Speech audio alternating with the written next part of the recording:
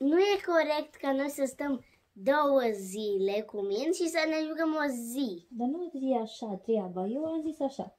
Dacă vreți o zi în care să faceți ce vreți voi, da? Voi trebuie să-mi dați mie 2 zile în care, nu neapărat să fiți cu minți, că nu despre asta e vorba, ci 2 zile în care voi doi să vă înțelegeți super bine. Să nu vă certați, să nu faceți mișto unul de altul, să nu vă necăjiți unul pe altul, să nu vă bateți, să nu vă plezniți, să nu vă aud chirăind. Nu, și dacă voi sunteți în stare să faceți astea 2 zile și eu o să-mi calc pe mândrie și pe suflet și pe principii și o să calc în picioare toate regulile, numai să mă țin de promisiune, înțelegi? Aia e toată treaba. Da, da, da.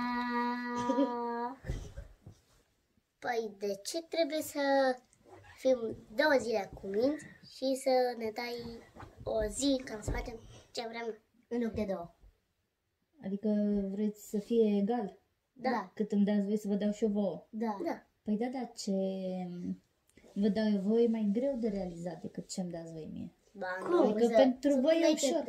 Da, pentru voi e foarte ușor să vă înțelegeți bine 2 zile. Foarte greu. De ce e greu? Pentru că noi suntem mai enervează. Ridică-te, te rog. În secundă. Cum te enervează, David? Nu înțeleg cum vine Când asta. zice, o mie, încă o mie, încă o mie, încă o mie, și încă o mie, și încă o mie. Și cât? Egal cu cât? Și încă o mie. Câte Și încă o mii? mie, și încă o mie, și încă o mie. Dar mi se pare că tu le enervezi pe el acum. 16.000.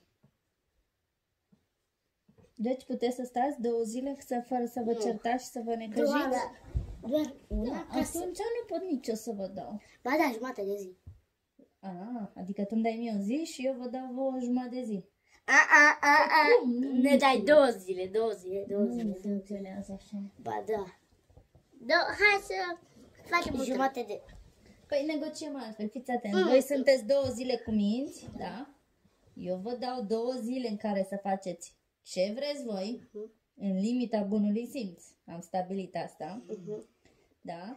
Iar în zilele alea în care voi faceți ce vreți, Da? singura mea regulă este că faceți ce vreți fără să vă certați. Adică dacă suntem cu minți astăzi, trebuie să ne certăm pentru Astăzi și mâine. astăzi și mâine facem ce vrem. Nu. Astăzi. Ba da, o zi Astăzi și mâine. Faceți astăzi și mâine.